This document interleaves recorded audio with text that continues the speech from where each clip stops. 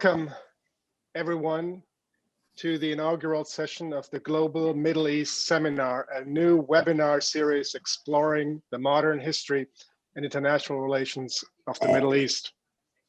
Today's session will focus on a new book by Bilkent scholar Onur Işık, who will be joined by James Ryan and Susie Hansen, both of whom have graciously agreed to provide initial comments to begin a discussion that in the second part of this seminar will involve many of you in the audience, we hope, as well. So get your questions and comments ready.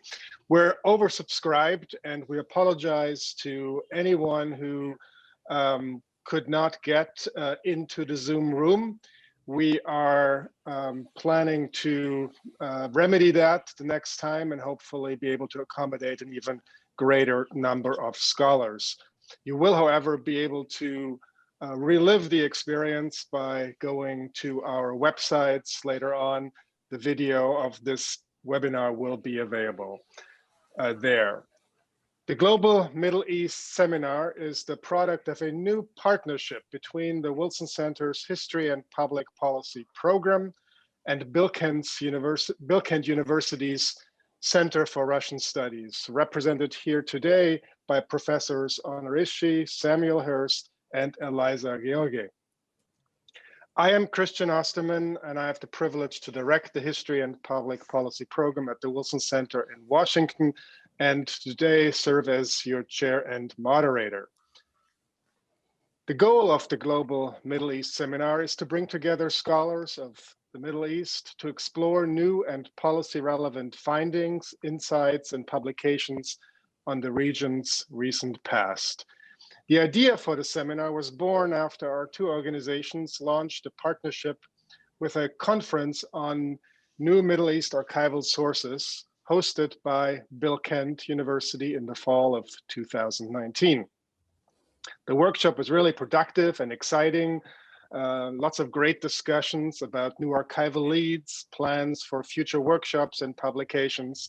And of course, then the pandemic threw a wrench into these plans. So we decided to move forward with a webinar series that would allow us to build and expand on the connections we made at the Bilkent workshop. In fact, we're hoping that with this seminar series, we can turn the pandemic restrictions on travel and the like into an opportunity to bring people together online, virtually, people who might otherwise not have been able to join in a conference halfway around the world. We hope that these sessions can help foster a network of like-minded researchers of different backgrounds and become a forum for the exchange of new research and archival finds on contemporary Middle East history. A few thanks are due here, as these seminars don't organize themselves. We're grateful to Onur, Sam, and Eliza for the partnership, and we appreciate the support that Bilkent University has given to this endeavor. At my end, I'd like to thank the HAP team, the History and Public Policy team, in particular, Kian Byrne, who coordinates all this work at our end, but also my colleagues, Chuck Kraus, Aaron Scrimger, and Peter Bierstecker. Let me also thank Orhun Bayraktar, who provides the technical support and other support at the Bilkent end of things. We also greatly benefit from collaboration and support by the Wilson Center's Middle East program, shared by Ambassador Jim Jeffrey and directed by Marissa Kurma. Before I introduce our speakers, initially Onur, a quick word about the format for the discussion. Today's session will be recorded and will soon be posted, as mentioned, on the Wilson Center's and Bilkent University's websites. For the Q&A portion of the event, if you would like to ask a question, please use the raised hand function in the Zoom app. Once the moderator, that is me, calls on you, you will be prompted to unmute yourself. Please press the yes button and then you will be able to talk. You can start getting in line, you can start getting into the queue with your comments and questions as soon as you like. Please introduce yourself to the speakers and we'll try to take as many questions as possible. There is no more appropriate way to launch our series than with a discussion of Honor Ishi's new and path-breaking book, Turkey and the Soviet Union During World War II, Diplomacy, Discord, and International Relations.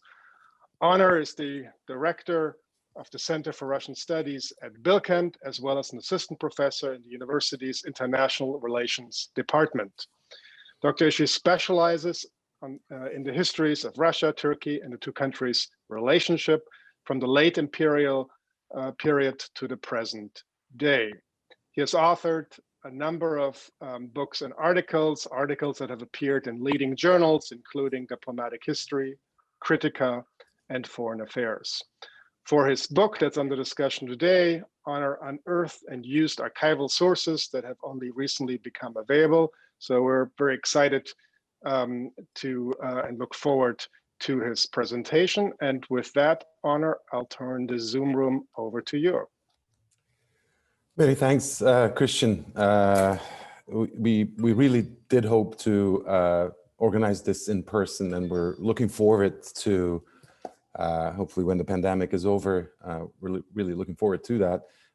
And I also want to thank Jim Ryan and Susie Hansen for joining me in today's discussion, and especially Elisa George and Samuel Hurst.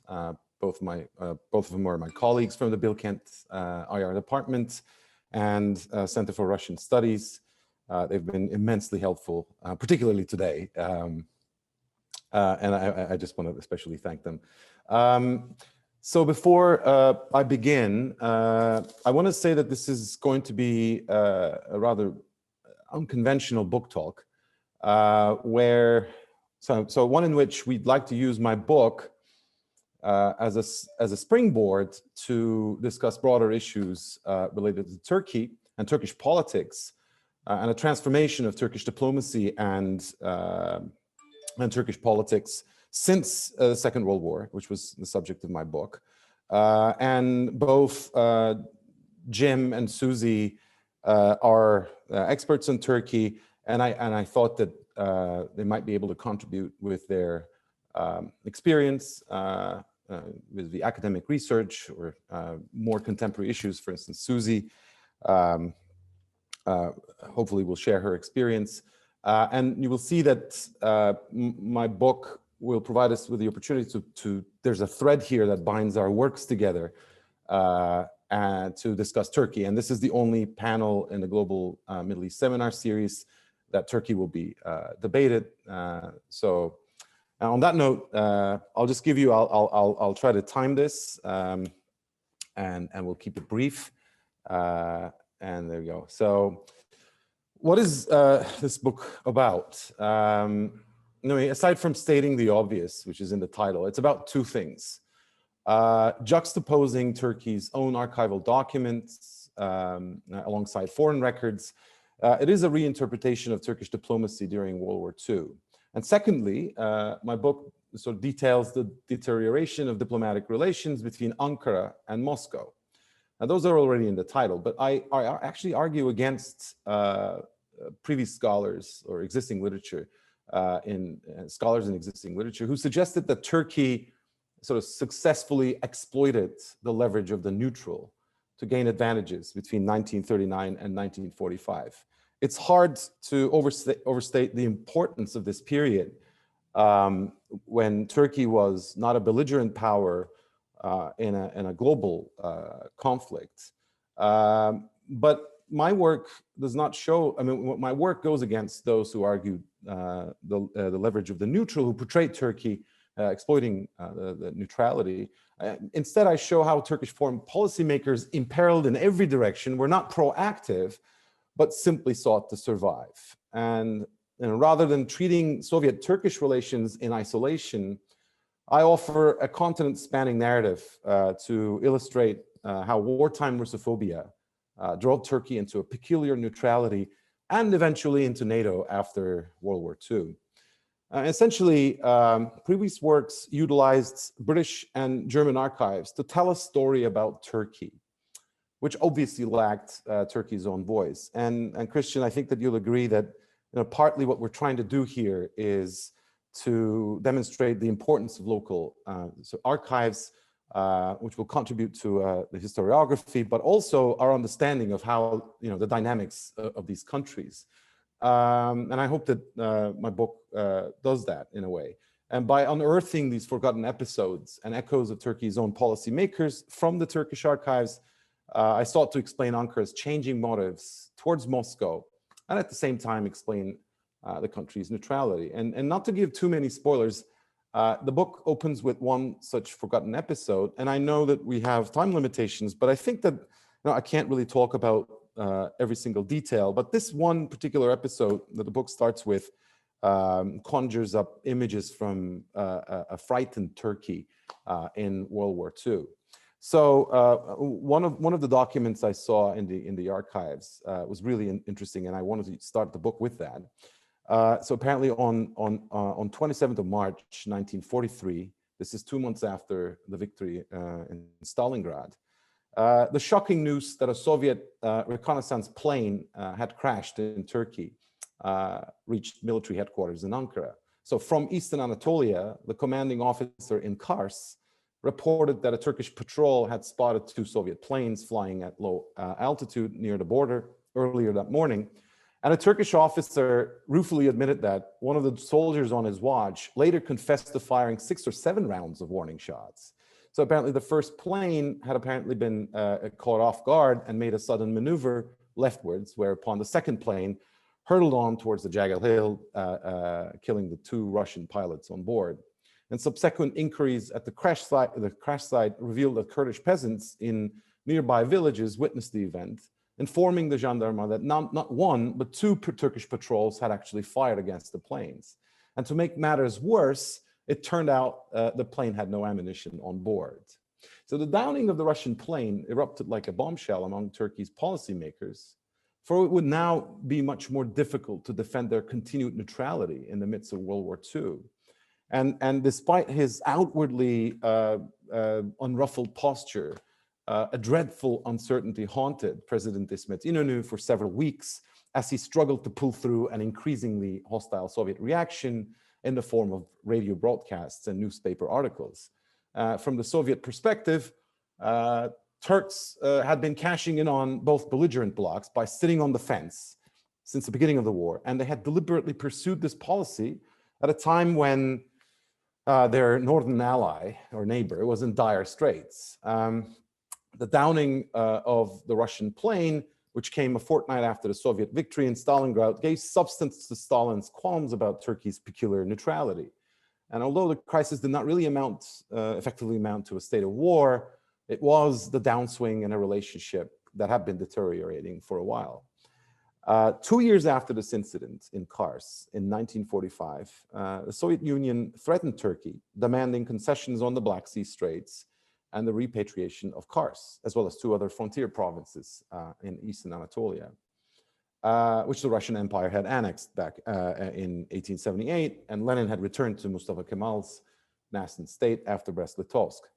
Among the several fault lines of Russian-Turkish relations, the Straits question always loomed large, and thus Stalin's bid for Soviet bases after the Yalta Conference in 1945 deepened Ankara's fear that Moscow would now or soon resurrect the Eastern question. And by simultaneously probing the frontier in the borderlands of Eastern Anatolia, the Soviet Union also created the impression that it was returning to the imperial partitioning policy that doomed the Ottoman state.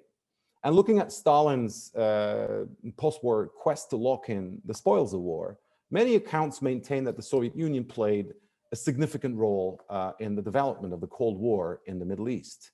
And in many ways, it was indeed Stalin who disrupted the Yalta scheme by orchestrating regional crises, now in Turkey, then in Iran. But Turkey's downing of the Russian plane in 1943 suggests that the antagonism in Soviet-Turkish relations did not really begin at the Levadia Palace in Yalta, and it may not have been as one-sided as the emphasis on Moscow's imperial ambitions implies. And in short, my book investigates Soviet-Turkish relations, the crucible of this relationship during World War II, when a renewed fear of Russia, with a distinctly anti-Soviet spin, returned to the forefront of Turkish politics. And the wartime exchanges between Moscow and Ankara, I think, invite us to consider the ways in which the Turkish government struggled to confront what it came to perceive as an imminent Soviet threat. And seen from this perspective, Ankara's ordeal to find for itself a place in the transatlantic community does not appear as a post-war addendum, but as a defining moment in Turkish diplomacy and history when fundamental principles were reversed. Now, the incident in Kars, the downing of the Russian reconnaissance plane, when put in context, suggests a broader narrative that helps us understand the roots of Soviet-Turkish animosity that emerged during World War II, and which sharply which fell in sharp contrast with the cordial atmosphere of the interwar period.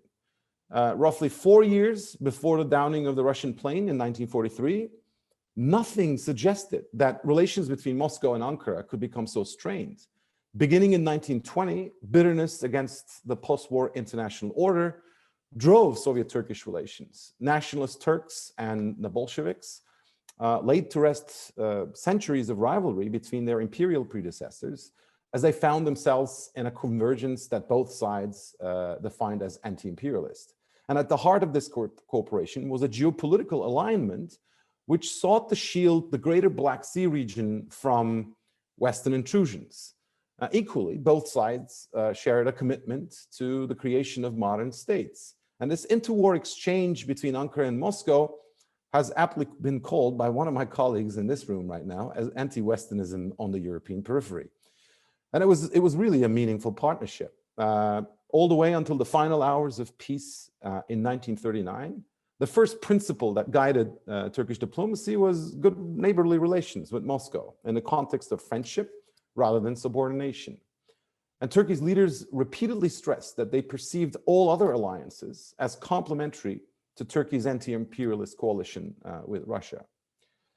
But the Soviet-Turkish tension during and after World War II contributed to a widely held belief in scholarship that the default nature of the two states' relationship was chronically hostile and inherently destabilizing. And in the context of previous centuries of struggle, which I briefly alluded to, there is a certain logic to this portrayal of the interwar friendship between Ankara and Moscow as a short-lived pragmatic alignment, a short-lived honeymoon in an otherwise conflict-prone affair, and that resumed after 1945. And thus, before the Soviet and much more recently Turkish archives became accessible, scholars who approached Soviet-Turkish relations during the interwar period treated their political meaning in terms defined narrowly by geopolitics. That is, a pragmatic alignment at odds with the broader visions of each government. And but such notions of historic enmity exist more in the works of scholars than in the words of historical actors. Scores of Turkish diplomatic records, which are currently being declassified, show that Soviet-Turkish partnership remained intact during the late 1930s. And then the question remains, if Soviet-Turkish convergence during the interwar period was only a temporary geopolitical alignment, then how could Moscow and Ankara disagree over the principled strategic challenge, the Straits, and continue to talk about joint anti-imperialist endeavors? So key holdings from both states, both Russia and Turkey, the second of which is not officially open to researchers, the diplomatic archives, demonstrate how Turkish and Soviet leaders imagined each other and a different world. And until 1939, the relationship was fine. Now, much of the newer literature on World War II has begun to compensate for earlier accounts that overlooked neutral powers. But Turkey has only very recently begun to achieve attention as a regional actor. In fact, Middle East in general began to receive attention only very recently. And to give one example, in his influential book on this particular subject, Selim Deringil wrote his book called Active Neutrality. He described Ankara's diplomacy as one of active neutrality and cemented the vision of a neutral but ambitious Turkey in the historiography. Deringil was challenging previous notions of Turkish war profiteering and argued that the principal reason behind Turkey's neutrality was its leaders' shared perception of the war, mainly as a European imperialist conflict, and so unrelated to Turkey's basic security interests. Nonetheless, there was a certain continuity with the labels used by previous historians, like evasive, benevolent, cunning, all of which suggest a proactive Turkish leadership. They also do more to describe neutrality than to explain it.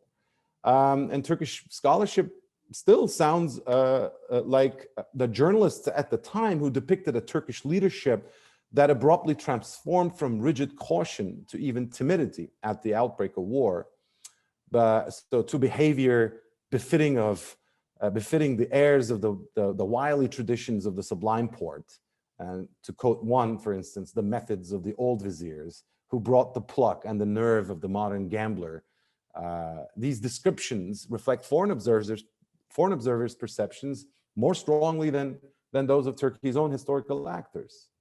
So what had once been a meaningful Soviet-Turkish partnership against the forces of anti-imperialism thus turned into outright hostility in the 1940s and 1950s. Stalin's unremitting antagonism towards Turkey, which lasted until his death in 1953, compelled Turkey's leaders to seek a stronger alliance with the United States.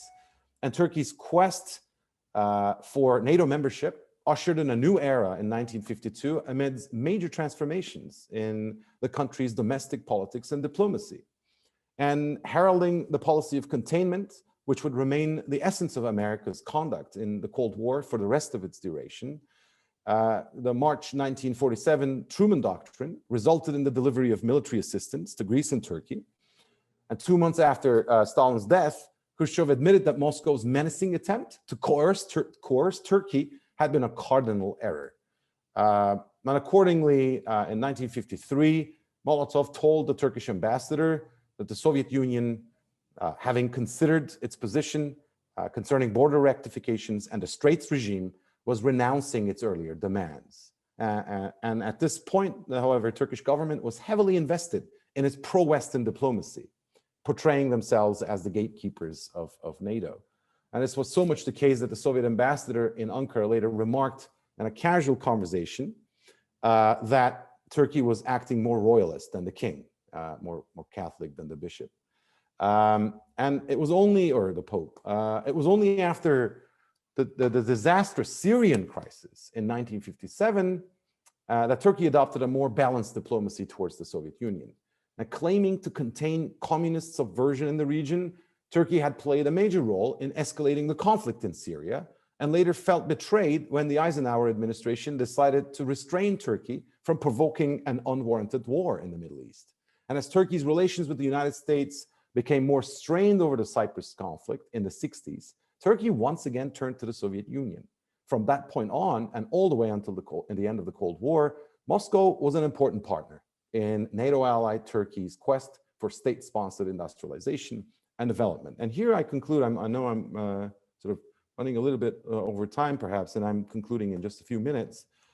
The relation, and I think that this part is important, and shows the relevance of this book more strongly.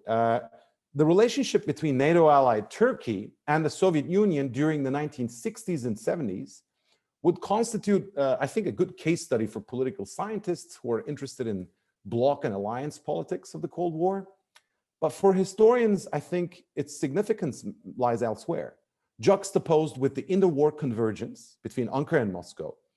A renewed cooperation in the 1960s, 70s, and 80s suggests that antagonism, which is described in my book, was not the default mode in Soviet-Turkish exchange. So in the broader context of the short 20th century, the period under review in my book can be seen as an anomaly in an otherwise cordial relationship. And in 1945, in its drive for absolute security, the Soviet Union pushed Turkey into a terrifying uncertainty, and the resulting decade saw a radical transformation in Turkish strategic thinking. The remaking of post-war Turkey as a solidly pro-Western ally was unsustainable in the long run. Turkey's unduly pro-Western and anti-Soviet direction in the 50s marked a radical departure from the you might call the grand strategy that had guided the Republic successfully during the interwar years and was to do so again in the latter half of the Cold War. And so in essence, to conclude, my book has dealt with, I think, an extraordinary period, one in which the twists and turns of World War fundamentally restructured the relationship between Moscow and Ankara. And ultimately, both sides learned from this history and have managed conflict in such a way to allow Turkey to balance between Turkey and the West. My book ends in 1946, but I've come to believe that the period from 1939 until the Syrian crisis in 1957 was an anomaly in Turkey's 20th century history. And this is the period when Turkey was truly pro-Western and that period was unusual. The standard has been a balancing act between Russia and the West. And on that note, I'd like to conclude, hoping that I didn't go over time by too much. Thank you. You're fine. Thank you. Thanks so much, Honor. That was fascinating. Let's bring in Susie and James to pull on this thread of the story of Turkey's transformation and international positioning. We'll start with James and then move on to Susie. Loosely along sort of chronological lines that we've structured this, and as Honor said, I think these fora are as much about highlighting new archival finds and evidence, as much as about relating them to the present and providing relevant historical context for the present. So I think Susie and James will respond and comment and elaborate in this spirit. All right, James Ryan is Associate Director of the Hagop Kevorkian Center for Near Eastern Studies at New York University. He is currently working on a book on the politics and culture of dissent in Turkey from the founding of the Republic to the early Cold War. A historian of the Ottoman Empire and the Turkish Republic, he holds a PhD and an MA in history from the University of Pennsylvania and a bachelor's degree in Near Eastern languages and civilizations from the University of Chicago. His dissertation, The Republic of Others, Opponents of Kemalism in Turkey's Single-Party Era, 1919 to 1950, focused on the contributions of opposition figures to political and cultural life in the first 30 years of the Turkish Republic. He has published on the history of the Istanbul Tramway for the Journal of Urban History and Mobility in History, and his writings have appeared in public fora such as Public Books and Al Jazeera America. It's great to have you with us, James. The floor, the Zoom room is yours. And then we'll give Honor a sort of immediate chance to respond to you and then move on to Susie. All right, Jim. Awesome. Thank you so much, Christian, for that very generous introduction. And Honor, Susie, Sam, it's wonderful to be with you virtually to talk about this book. You know, we've known each other quite a long time, and I've been following Honor's work for what feels like almost a decade now. And you know, I think one of the most interesting things about following Honor's work for this long is, you know, so many of the twists and turns that he highlights and talked about in his talk, you know, particularly between Turkish relations with Russia, themselves have twisted and turned in the present. And I think that, you know, only speaks more to the relevance of the book. I know for sure that anecdote about a downed Russian plane was picked about the time that Turkey was downing another Russian plane in Syria at that time. So in what must have been 2015 or 2016. Yeah. So this is a story that has many, many chapters and is continually relevant. What I want to say here initially, I want to make three sort of general points about why I think Onor's book is important, both for the study of that particular historical period, but also for our understanding of what modern Turkey's place in a wider world is. And then I have a few questions I want to sort of pose along those lines. The first point I want to underline, it doesn't seem conventional exactly to study World War II from the perspective of a neutral power like Turkey. But what Onor demonstrates is that we can't actually understand the history of World War II without Turkey as an actor, even though it was neutral. And this is, Dirigo has this term, active neutrality, and Onor grapples with this term in the book, I think quite eloquently. But the idea that Turkey was a venue through which you could see all of the different conjectures and really catastrophic convergences of this period on almost even ground is, I think, something that really needs to be emphasized. And and further, not only is it important that we study that aspect of Turkey's role within the wider world stage through local archives, as Onor has done, but I argue that it needs to be done too by people who have local knowledge beyond just access to local archives. Because I think that really helps us contextualize a lot of what's going on in Ankara and Istanbul, and through their interactions with the wider world. And just to sort of draw a little vignette that makes this point, I think, as clearly as possible. There was a very famous restaurant in the middle of Ankara called Karpich's. This restaurant was a favorite of Ataturk's. It was established in the 1920s by a white Russian emigre, George Karpovich. And the name was changed to Karpich on Ataturk's suggestion. He had a hard time pronouncing the Russian patronym.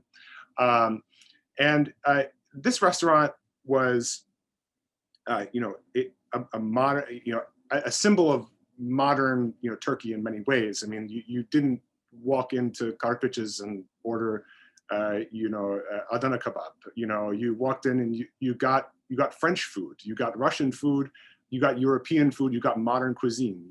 If you didn't have a tie on, you were given one. If you didn't have a jacket on, you were given one. This in very many ways was, a symbol that Turkey helped construct, to show itself to the rest of the world.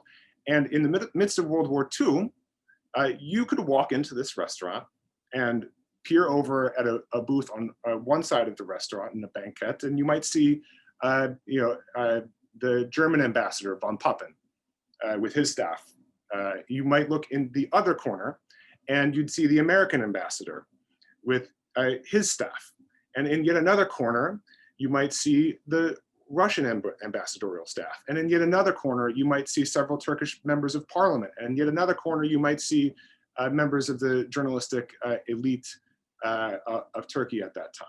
And it's probably the only restaurant in the world where you could see this.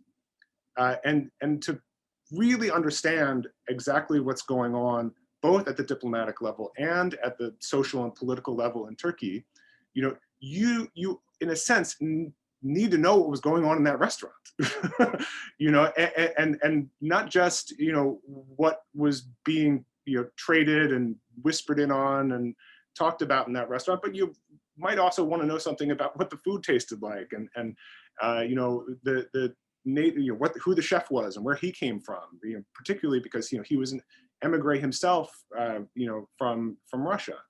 And part of a large group of emigres that came in 1917, 1918 to Istanbul, Ankara, and other parts of the Middle East as well. So I think this is just a little vignette to underscore the point here that Turkey is not a marginal actor, even if it is kind of stuck between these two belligerents in this time, and seemingly stuck between so many different geopolitical conjectures. This is kind of an argument for the importance of Turkey's place in the wider world. The second reason I think Onor's work is so important is because, and I mean, he really hit this pretty hard in his talk, is that it really upends a lot of conventional wisdom about Turkey's relationship with Russia.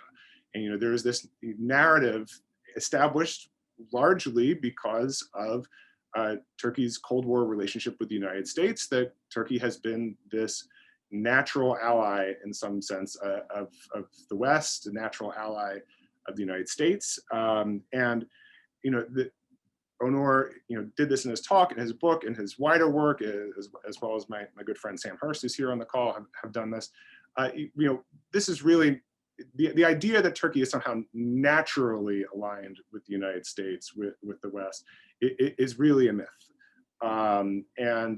It's one that really deserves a lot of upending if we're going to have a more clear-eyed view of not just the road Turkey has come to this point, but where Turkey might be going in the future.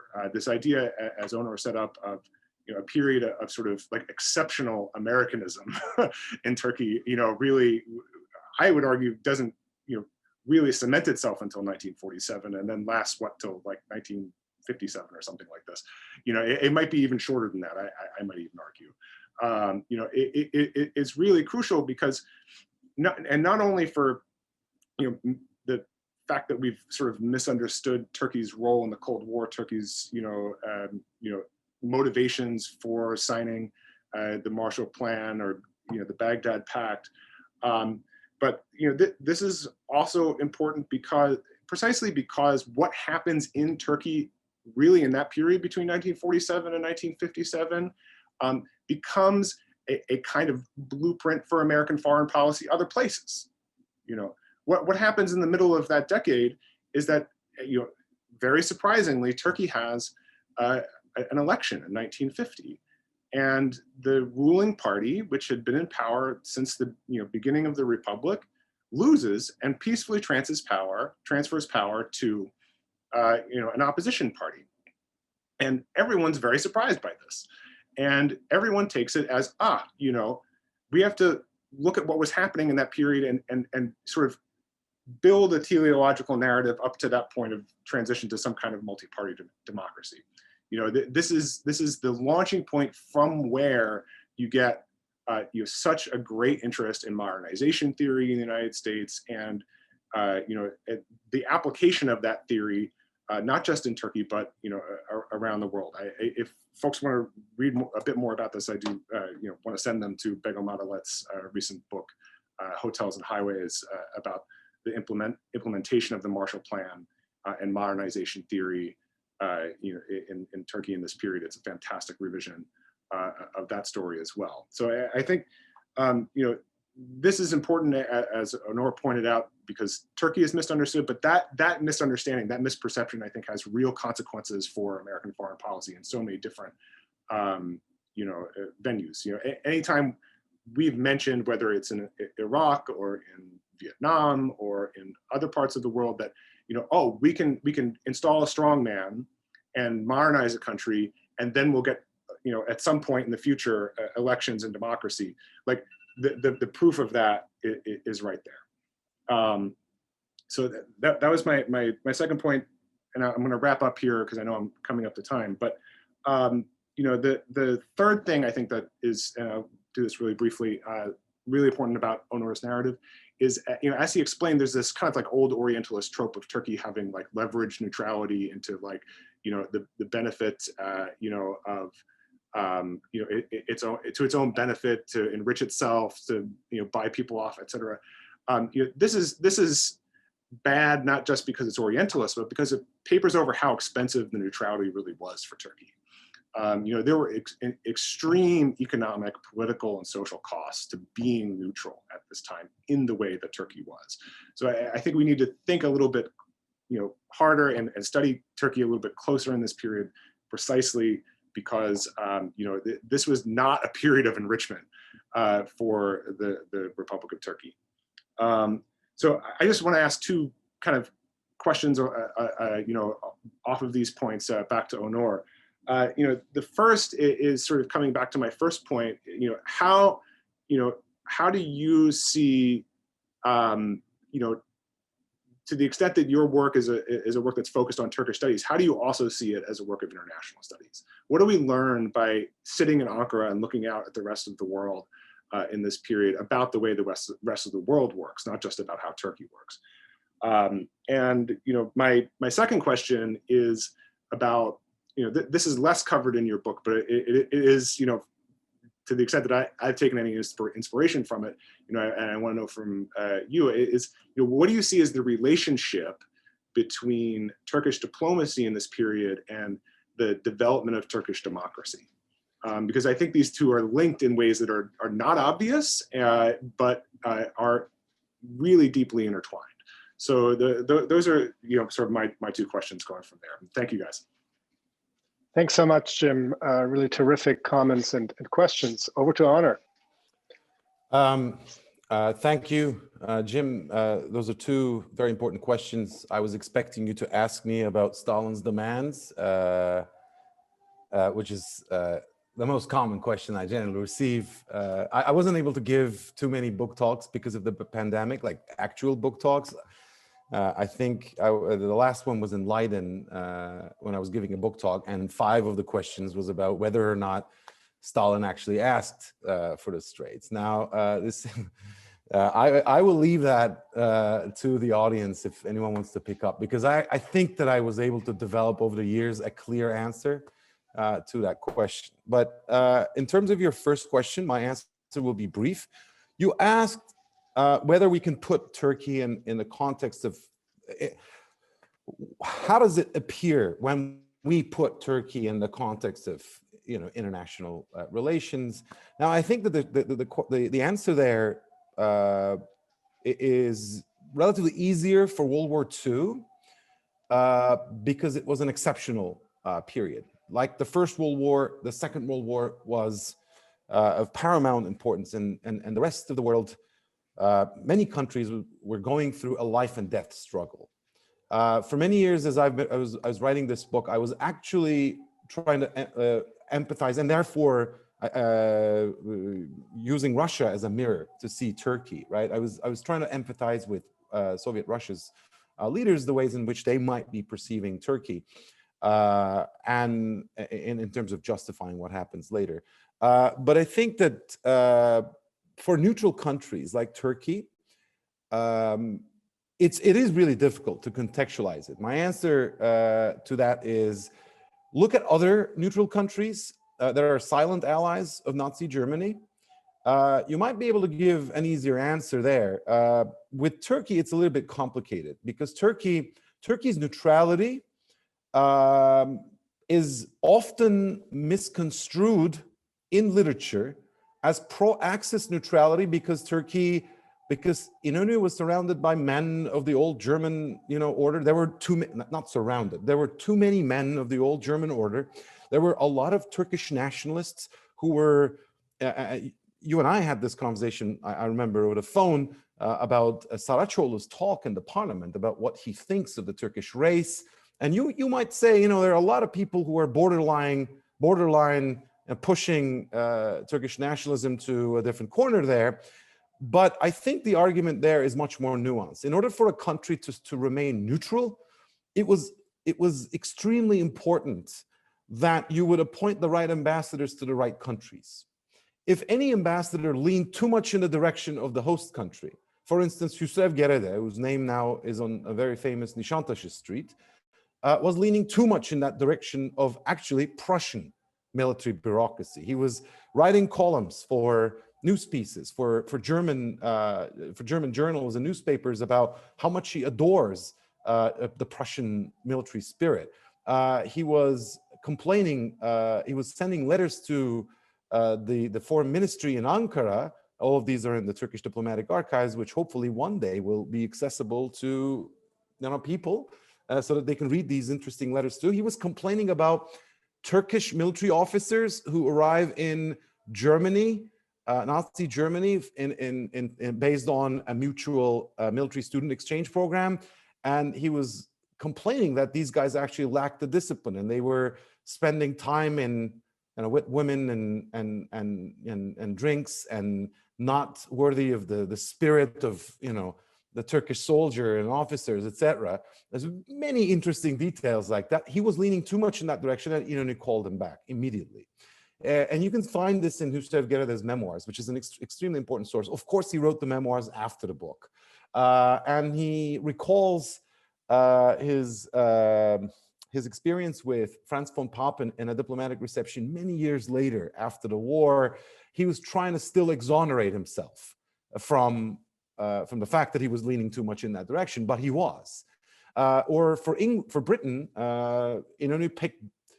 So these guys you may not like them as persons if you read them too closely. If you're a historian, you really get into the story, and you have to live with some of these people for a long time. You know that, and some of them you don't like, but you see why Inönü picked those people to remain neutral.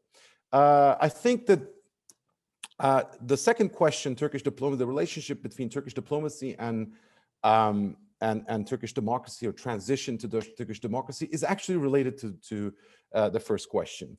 Every political faction in Turkey under the single-party period during World War II, and these are sort of important delimitations, desired to see their sort of victor, so their partner emerging victorious from the war.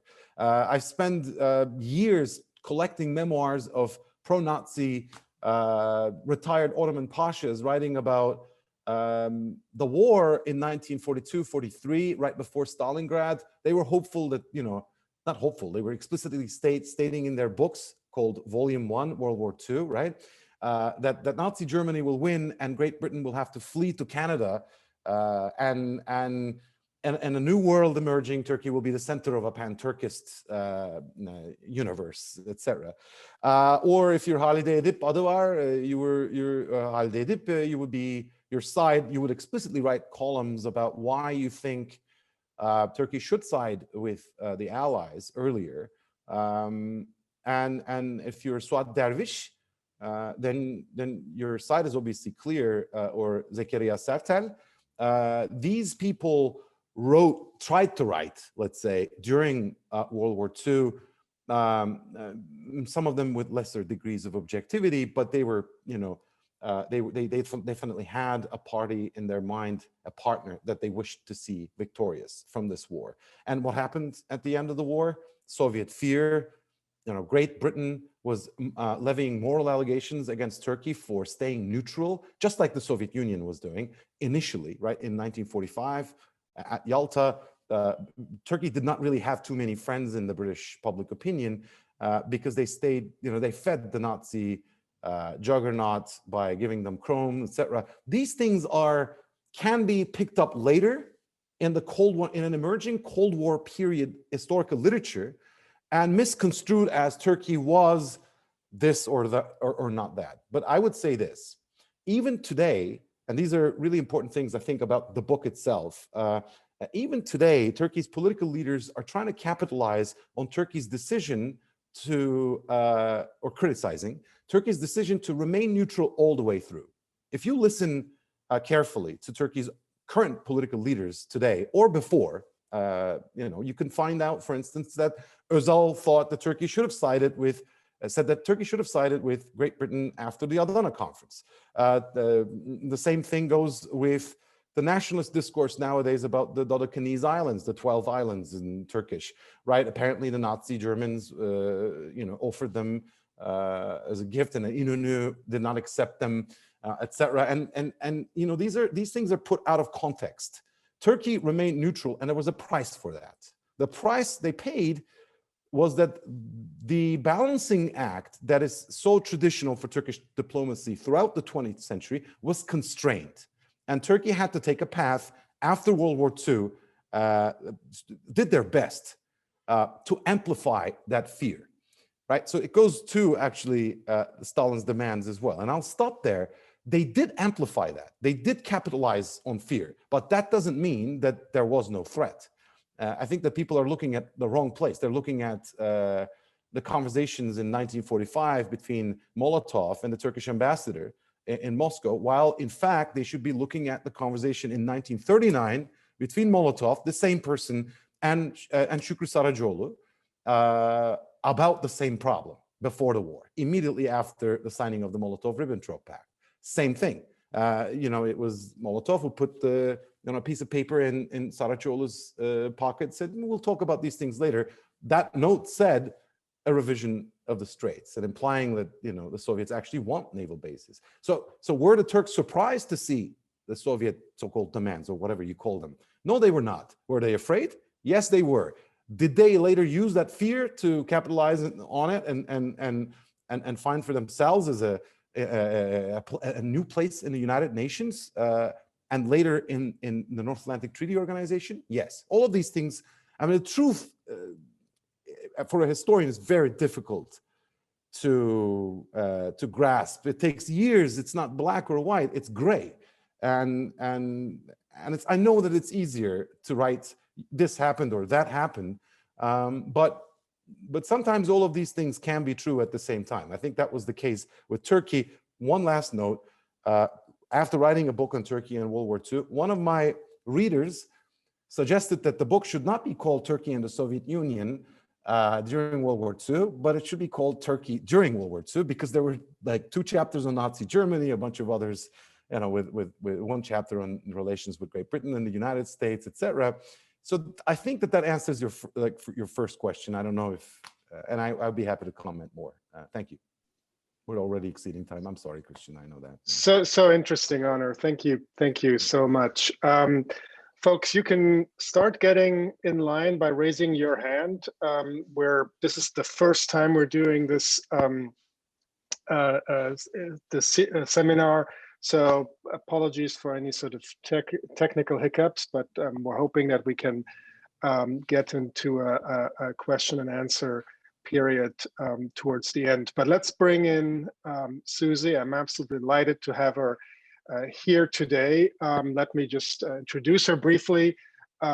Susie Hansen is an author and contributing writer at the New York Times, but perhaps best known for her award-winning book, Notes on a Foreign Country, an American Abroad in a Post-American World, a combination of reportage, memoir, and history about her first 10 years living in the Middle East, a book for which she was a finalist for the Pulitzer Prize in 2018.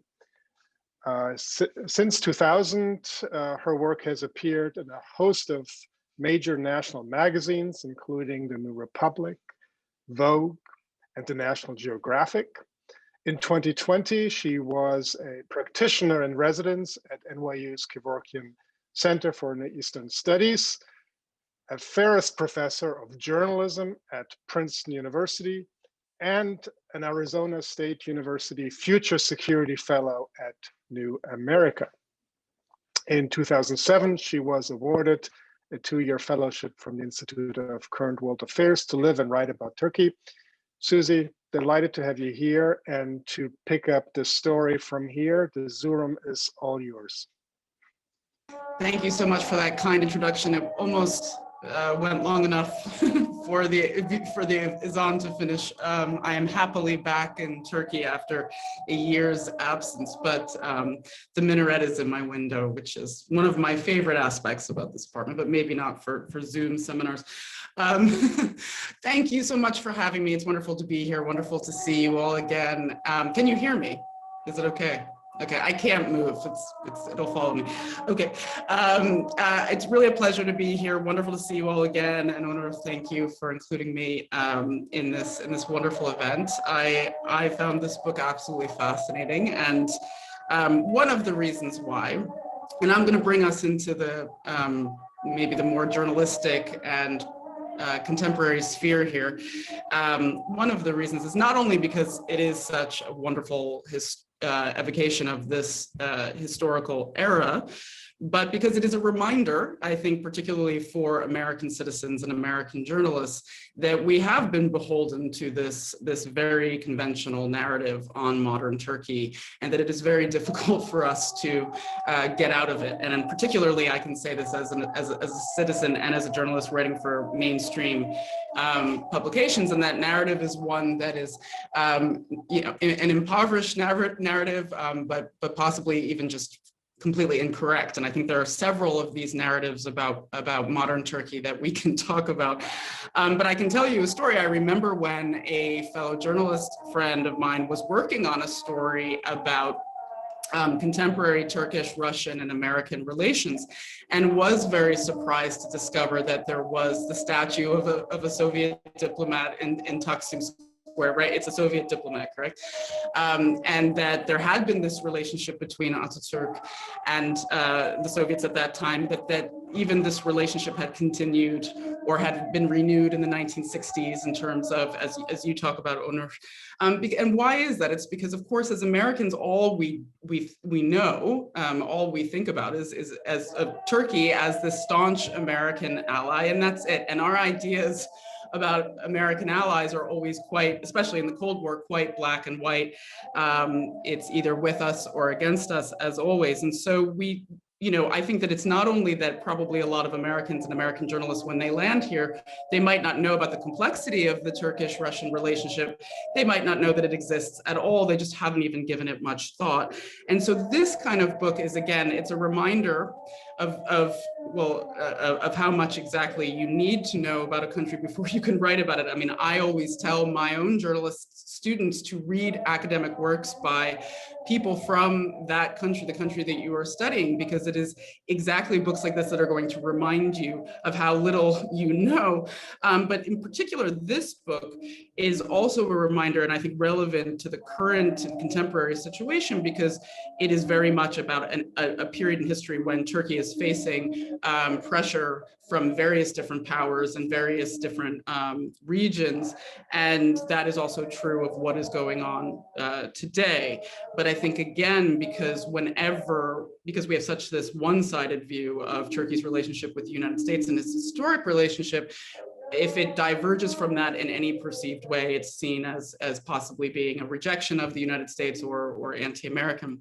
And I think that one thing that I always think about when you're writing for an American readership, or when you're thinking about the way that you understand a foreign country as an American, you kind of have to go through two phases of understanding of that country. It's almost like two phases of a reformation of your previous thinking, which is, one, you have to fully grapple with the nuances and the extent of American influence in the 20th century. And you have to fully understand that in terms of economics, in terms of foreign policy, in terms of its effect on individual lives. But then you also have to get beyond that. And you have to just see the country, as a distinct entity in its own region with its own regional interests, its own security interests, its own economic interests. And this all, I know, seems quite obvious to you, but I think that it is actually a challenge over and over and over again in understanding various foreign countries' relationships with the US, and particularly Turkey, because Turkey is in a particularly complex region. And I did want to bring up this conventional historical understanding about Turkey, because in some ways we're, merging academic and journalistic interests here. I think that conventional understanding of modern Turkish history rears its head in all different kinds of ways. And as a journalist, I can tell you that I come up against it all the time. And that conventional narrative, I think it's not just about, Turkey as a staunch American ally or being, naturally inclined towards the United States, but it's the narrative of Ataturk and secularizing reforms and westernization, and then secularism versus Islamism and everything that has happened the last, 30 years.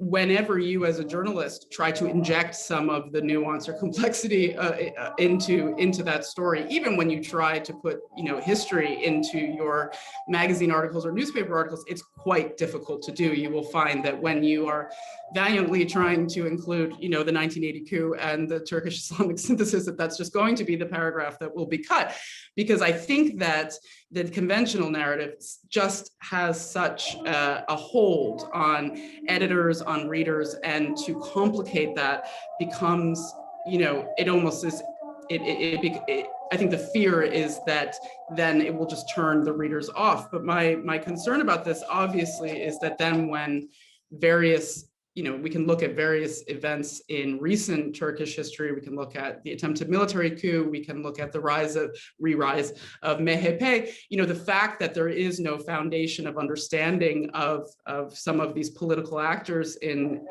mainstream media becomes suddenly a big problem. And again, I think this is why a book like this, in which you have such a detailed evocation of a particular historical episode and of the players, a journalist is not going to be foolish enough to think that they know the entire history of a country just simply by reading a few general works. And I'm very grateful to this book as well.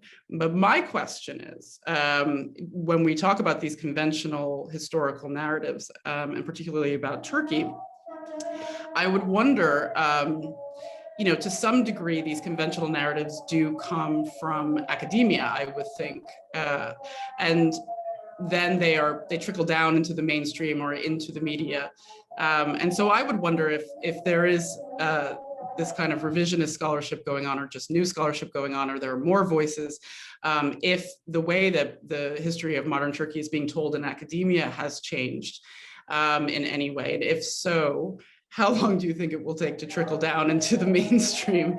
And also, since the journalists have a responsibility in that respect, if you were to talk about, and I have this question always for everyone, and everyone, I would be happy if you answered it, what sort of things do you see still appearing in the mainstream media about Turkey or about the contemporary diplomatic situation that are frustrating to you, that you find to be still based on misconceptions or on historical misconceptions? And what do you talk about privately when you're really annoyed at what you're reading in the paper? I hope that you can hear. Oh, it just stopped here. I mean, the Azan was here just as I was listening to you. Thank you so much, Susie. These are very good questions, and many thanks for your comments. What do I think about the new scholarship, like mine within the academy, within academia, and about challenging the conventional wisdom? Well, I would say that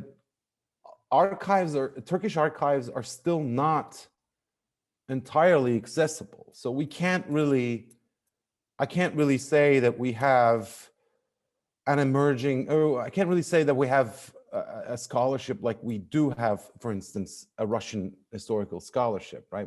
I would say that in many of Turkey's history departments and their curricula with the collapse of the Ottoman Empire, for various reasons, right? I mean, so official historiography is one thing, but I would say what the biggest challenge for me is the historical scholarship that emerged during the Cold War about this period,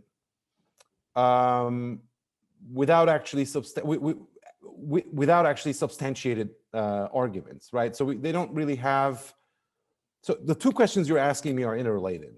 I said in my talk somewhere that historians sometimes sound like journalists at the time, and that wasn't an insult to you, Susie. They just don't have resources at their disposal. The only thing they have are generally British archives or some of the declassified German archives, but mostly newspapers of Turkey, right? Turkey's own voice is in those newspapers that were censored left and right by the government. I mean, just to give you one example about my period, what my book covers here, World War II, right? I think that the most difficult challenge for me has been this perception that emerged has been the image of Turkey as an anchor of the North Atlantic Treaty Alliance, right? The stronghold of NATO in the Black Sea, etc. Like the Turkey that gives unqualified assistance to NATO, that still exists. there are very, very few books that challenges this established notion. And I say that because your second question was related to my frustrations about the ways in which Turkey is portrayed in the media today, right? And I think that, I don't know if you would call this a frustration, my feeling, but certainly a disagreement. When Turkey is portrayed in the media as pivoting to Russia, abandoning its North Atlantic, its NATO allies, abandoning its allegiance to the United States, then I have a disagreement, because I know that journalists base their arguments on the very Cold War scholarship that I am trying to criticize or challenge. My argument, and I know that Sam might shy away from commenting here, but I'd like to point out to a recently published article that Sam Hurst and I co-authored, Smokestacks and Pipelines, The Persistence of Economic Development and Russian-Turkish Relations. There, I think we sort of more explicitly stated what we think about Russian-Turkish relations, and this whole, why this whole notion that Turkey has always been like a great Western ally is an overblown suggestion. That Turkey's default is a balancing act between Russia and the West. This is not to suggest that Turkey has had always fantastic relations with Russia. Turkey has, this is the geopolitical, this is the problem between historians and political scientists, I think, here. And again, no offense, but the idea of the resorting to a perspective when looking at two countries' relationships, which is narrowly defined by in geopolitical terms, would lead you to the conclusion that Turkey and Russia has geopolitical problems, therefore they are meant to be historical enemies. And you look at their history, there are hundreds of years of wars, and they're having all these problems. Then we ask in that article, and I asked myself, and my book actually does the same thing too, well, why have they not fought for 100 years? Why are they so sensitive, and why are they so careful in managing these problems, right? That defines, I think, the default in Turkey. Now, maybe there'll be questions from the audience that will ask me to relate my work to more contemporary affairs, so I'm not going to comment on those about S-400s or Akkuyu nuclear plant or anything like that.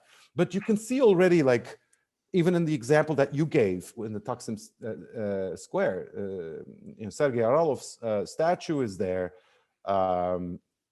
alongside Turkey's founding figures, and it's the heart of Istanbul, right?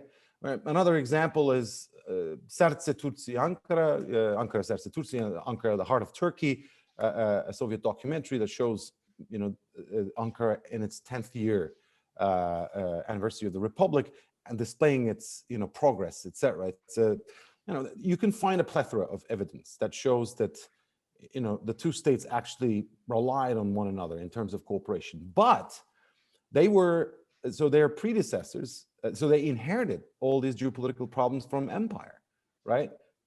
It's not like empires collapse overnight. It's not like geopolitical problems go away immediately. As in the 1920s or in the 60s, or even today, Turkey and Russia are not geopolitically aligned, with the one very important distinction that they are carefully managing these problems, right? Jim brought up the issue of Karpic lokantası, Karpic restaurant. So Karpic, one chapter in my book begins with Şükrü Saracoğlu, Turkey's foreign minister, dancing on a table in Karpic when he hears news of the unleashing of Operation Barbarossa, when the Nazi Germany invaded the Soviet Union. He jumped up at, it was after midnight, and he was dancing on the table in Karpic. So these anecdotes, shows you that Turkey is in fact a very difficult country, but I don't think that it's enigmatic at all. It's just that we need archives to solve this puzzle. And Christian and I and Sam and Elisa here, we really are pushing for this to happen. We communicated with archives directorates, etc. Let's hope that this will happen, and then the enigma will be resolved. So the answer to your question, in short, is that when the archives are declassified, I think that I don't have to actually fight against big, like, bogus histories. Thank you. Thanks. I think, Honor, after you've now successfully offended both journalists and political scientists, maybe we'll bring in some others. I think probably Susie has a rejoinder there on the sourcing that journalists employ, but we can do that later in the discussion. I know Sam also. I'm just kidding. I know Sam has his hands raised. Is that a direct response to this? Because I would. In some ways, I also have a question, but would really love to bring in a couple of the people in the audience who've raised their hands. So Sam, if it's okay to hold you for a moment, yeah, then I'd like to go to the audience again. Please use the raised hand function and then wait until we call on you, and then unmute yourself when prompted. We'll first go to, I'm gonna not pronounce this correctly, but definitely, yeah, Luke. There we go. Please unmute yourself. Hello. And please introduce you. Hi, please introduce yourself to the speakers. Hi, Hocam. I'm Daphne Yolo. I took one of your class before, and I would like to ask you a question about, like you mentioned about Russia and Turkey. They're kind of, I think, two countries that's similar to each other in the sense that they aim to be part of this Western system, even though they had anti-Western sentiments like motives. But we can see this aim from their acts, like in every opportunity when they find the opportunity to close with the Western, they use it, grasp it, but whenever they kind of betray, or when they couldn't find the benefits from it, they come back to each other. Can we say that in this World War II era, it was kind of natural for Turkey to not to just exploit the advantages, but to become neutral because of this system? And can we also say that, like, what Turkey has with Russia, like all these up, downs and ups, is just normal because they're like, we are talking about two countries, they're kind of similar to each other about this Western goal, but again, because of the geopolitical necessities and etc., they again come back to each other. Thank you. Thanks. Very good question. Honor, would like to take it on, and any of the other panelists should chime in as well. Exactly. I was going to say, like, if you want to take on this question, but I have a very quick answer. Defne, thank you for this question. I think that I forgot to mention that the Russian-Turkish relationship, or in this case, the Soviet-Turkish relationship, has strong, has residual signs of distrust. Right? When you read the archival documents, you can see, for instance, the Russian archives, the ways in which they refer to their Turkish counterparts at moments of not conflict but cooperation. You can clearly see that this relationship is not one of total trust. And like I told you in the talk, I mentioned very briefly that. Sometimes you want to get in the heads of these characters, right? And when writing this book, I wanted to use the Soviet Union sort of as a mirror. The Soviet piece was the missing piece in the puzzle in previous literature about Turkey's neutrality, and this is what I really wanted to do. I have to say that in certain instances, probably more than once, I actually did empathize with the Russian diplomats' distrust of the Turkish diplomats, because you can clearly see, as a historian, what the Russian diplomat did not see at the time. I could see that now, the ways in which they were referring. I mean, even at the Turkish foreign ministry, ministerial level, there was a residual distrust there was a strong element of distrust against one another. For instance, Şükrü Saracoğlu is an important name in Turkish history. He didn't have too many he didn't have too many fans in the foreign ministry, to say the least. Even Tevfik Rüştü Aras, the previous and Turkey's longest serving foreign minister, he was not the kind of man that the Soviets liked, and for good reason. I mean, for Turkish national interests, you can make the argument that Tevfik Rüştü Aras, the foreign minister, is important, but you know, he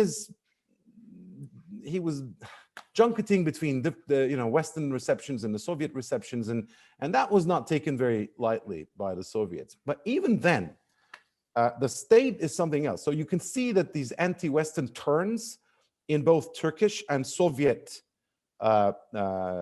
politics is what brought these two states together.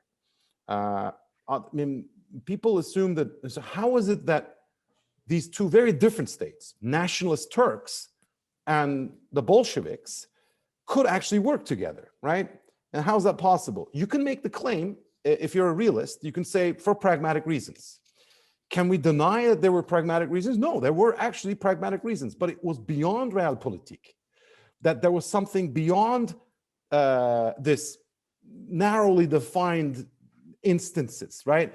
Because on the table, the Soviets and Turks did not agree on a single geopolitical thing. So do you understand? Like, you can say that these two very different countries in terms of their domestic politics can work together if they have a shared goal. Well, in geopolitical terms too, they conflicted. So then the answer is elsewhere. And I think that you correctly identified anti-Westernism as the sort of the common denominator. Thank you. Thank you. We'll go next to. If I could just add to that real quick. Sure. Really important question. And, you know, for me, and I think, you know, for students, you know, who are studying Turkey right now, you know, and studying Turkey's place in the world, this whole concept of Westernism or Westernization against the West, this sort of like paradoxical thing, it's so helpful for thinking about Turkey's, you know, sort of seemingly contradictory cultural and geopolitical orientations in the 20s, 30s, and 40s. But what I think is really important to keep in mind at the same time is that we can't quite make a monolith out of the West. We got to avoid that a little bit, because Turkey is very much casting about for particular and specific models in and across Europe for its modernization. And there's specific choices made, and I think be outside of the diplomatic realm, you know, that you know, indicate exactly how far this is really going to go and which models are important and how people accept it. And I think this explains to a certain extent why, you know, I think Turkish citizens, Turkish people didn't quite grasp the ideological overlap between Turkey and Russia that the diplomatic corps, the state, the elite did grasp. And the result of this is, you know, actually, you know, Susie brought up not knowing about the Russian diplomat in the Cumhuriyet monument in Taksim Square. Well, most Turks didn't know about that either at the time. And in fact, in 1945, when you have one of the largest anti-Russian, anti-communist demonstrations in Turkish history, tens of thousands of people marching through the streets of Istanbul, you know, after Stalin makes his demands. First of all, the targets of that march were leftists who had really never been to the Soviet Union, you know, had actually spent more time in the United States than, you know, in the Soviet Union up to that point. But secondly, the end point of that march was the Cumhuriyet monument, where they placed all of their anti-communist placards, and they named it a Russian flower bazaar.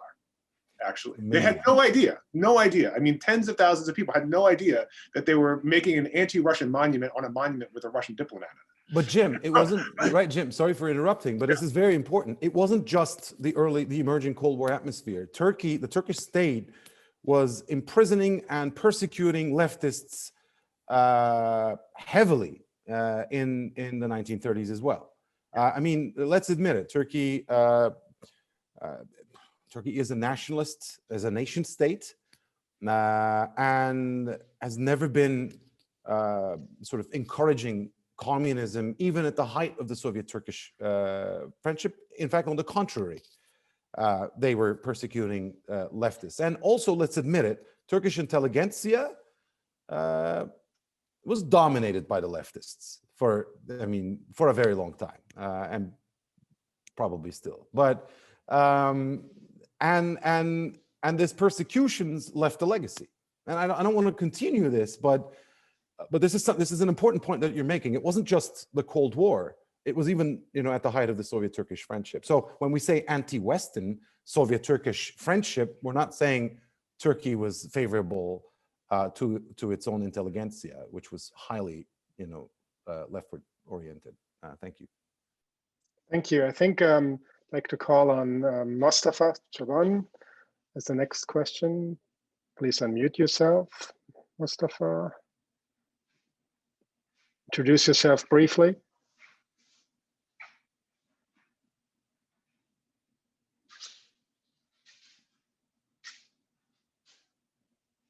It looks like you're muted, but we can't hear you.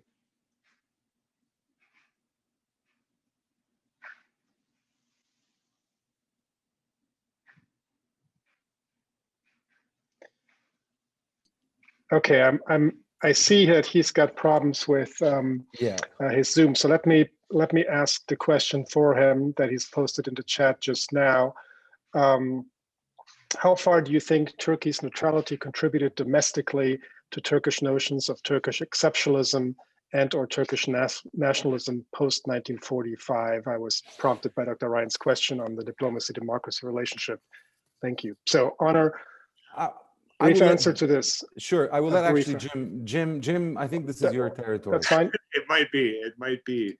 I think Turkish exceptionality, I think we have to be careful about what we define that as. But I think, in terms of, how Turkey, what Turkey learned about, Turkish democracy learned about itself in World War II, right? I think that's a really important question because, you have to, understand that, even though we were, by 1945, we were 2.5 decades into an authoritarian, modernizing, Kemalist state.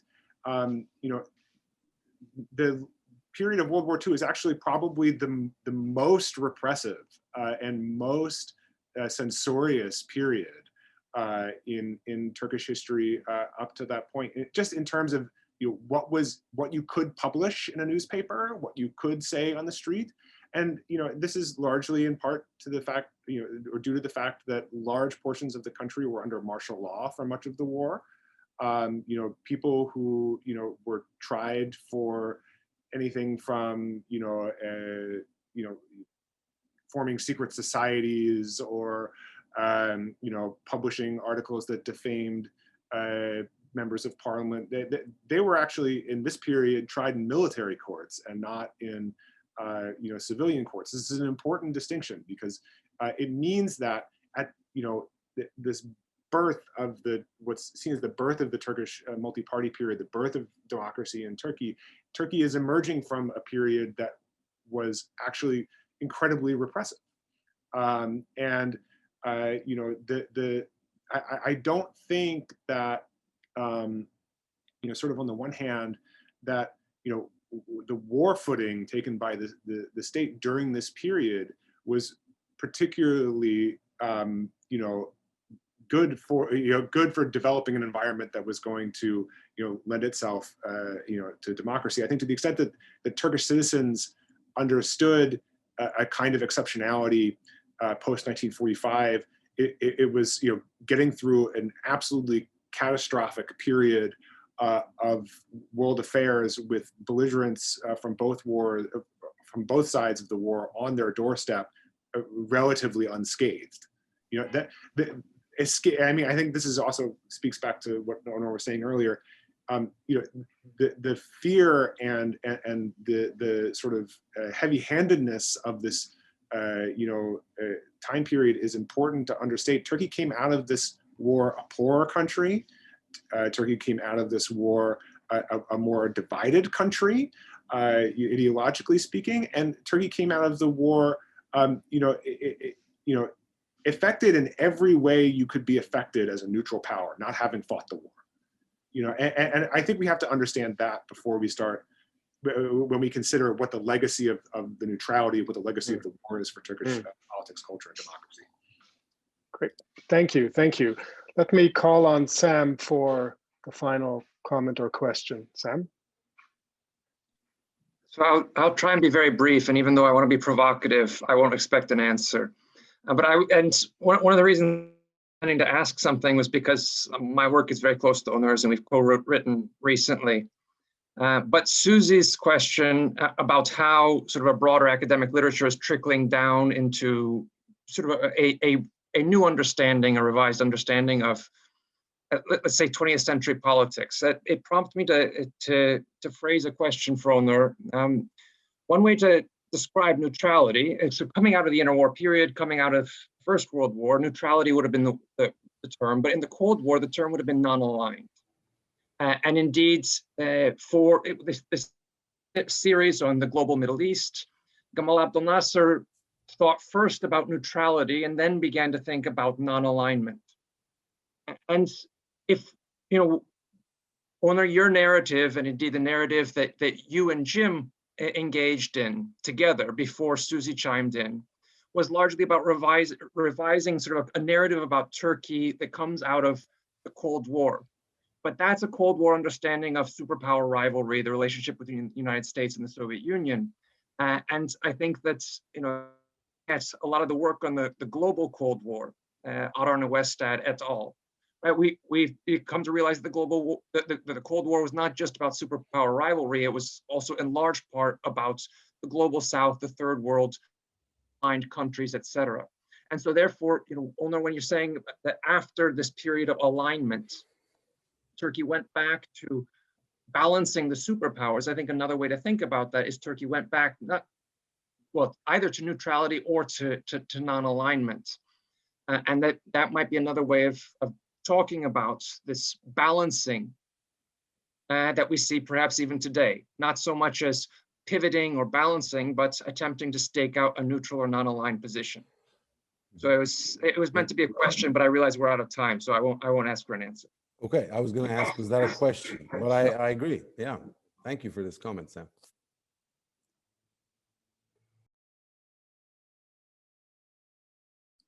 Christian, I think you're muted. I'm afraid we are out of time. Thank you, Sam. And I'd like to bring the seminar to an end at the promised time, so that in the future our viewers can count on this being over when we promise it to be over. With apologies to those that have not been able to ask their questions, we will try and have even more time next. John, Christian, I'm really sorry for intervening, but there's a very good colleague of ours, John Donbadem, who's in that list. If it's going to be a quick question, I would very much like to answer that. Okay, sure. He's connecting from Poland, I think. Okay, very good. Then go ahead and quick question, quick answers. Okay, do you hear me? Yeah. Yes. Sorry, I missed the first part of your talk, but I would like to ask, do you think Stalin felt a personal feeling of guilt for his help in the question of Soviet-Turkish relations in 1920-21, and that's during after the war, just he wanted to correct this his personal part in, you know, giving probably too much concessions to Turkey. Candan Hocam, many thanks for asking this question. I read this period from the Russian and Turkish archives. I know that Stalin never truly trusted, his Turkish counterparts. I mean, in my book, there's an episode from 1936, very close around the Montreux Straits Convention, when Mustafa Kemal Atatürk shows up at the Soviet embassy at 2 a.m. in the morning. And that anecdote is, I think, very telling. He arrives with an orchestra and his adopted daughters at 2 a.m., again, I want to emphasize, to the Soviet embassy, and corners the Soviet ambassador, Lev Karahan, whom I think that you know, and asks about why the Turks and Soviets are disagreeing. We know that Atatürk was not, we know from various instances that he was not a big fan of the United States. I don't know if his reaction to the United Kingdom would be the same, but that doesn't really reciprocate with his relations with the Soviet Union. Sam, I think, wrote, we have on our website on crs.bilkent.edu/tr, we initiated this column called From the Archives, and Sam contextualized a good Soviet document from the archives that will explain this in more detail. In terms of his guilt, I don't know if Stalin felt guilty for really initiating this. I don't think he did. But his successors, as Khrushchev obviously, thought that this was a mistake. And we know that from the Soviet written records. This is a very complicated question. All I wanted to say is that at the height of the cooperation, he wasn't really trusting. He put this episode of Atatürk showing up at the Soviet embassy when Lev Karhan sent this in a diplomatic note to Moscow. Stalin circulated this amongst his entourage and put Atatürk's name in Atatürk's name said "our friend" in quotation marks, as in look at what our friend Atatürk is doing at 2 a.m. at the Soviet embassy in 1936, soon after this event. So we could clearly see that he wasn't, he wasn't trusting the Turks that much. But there was a logic to that cooperation, and the logic was certainly not turning Turkey into a communist country. Or, did he cherish hopes that Turkey would one day become a communist country? I don't know. I mean, I think that the Soviet Union was very pragmatic in their approach to Turkey. And that, I think, was more anti-Western, like building a bloc of anti-Western countries, developing states. In answer to your comment, Sam, I think that the logic there was to show that developing countries or underdeveloped countries should create this common sphere of cooperation between themselves. And the Soviet Union was sort of spearheading that. And there was a logic, but trust, I don't know. So in terms of a direct answer, I don't think he regretted. Sorry for this, but I really wanted to hear Candan Hoca, who wrote many good books about Russian history. So thank you. Excellent. I'm glad we could include him, but I think we are now at the end of our session. Thank your honor, Susie, James, Sam, Eliza. Our inaugural seminar is on the books. And with thanks to all of you, I'll turn it over to Eliza for final word, and also for thanking her for, along with Kian, managing the session behind the scenes. Eliza. Thank you so much, Christian. Great to see everyone. Thank you so much for joining us for this fantastic talk tonight. This was a great way to kick off our seminar series. We will be having a meeting on March 4, a seminar with Masa Ruhi, Dr. Masa Ruhi, and Dr. Hassan El-Bakhtimi on the following topic: from Egypt to Iran, the history of nuclear politics in the Middle East. We look forward to seeing you at our next seminar. So March 4th, please mark your calendars if you can. And many thanks once again to all the organizers and to the attendants. And a round of applause to the speaker. Thank you, and have a good evening or a good day, depending on where you are.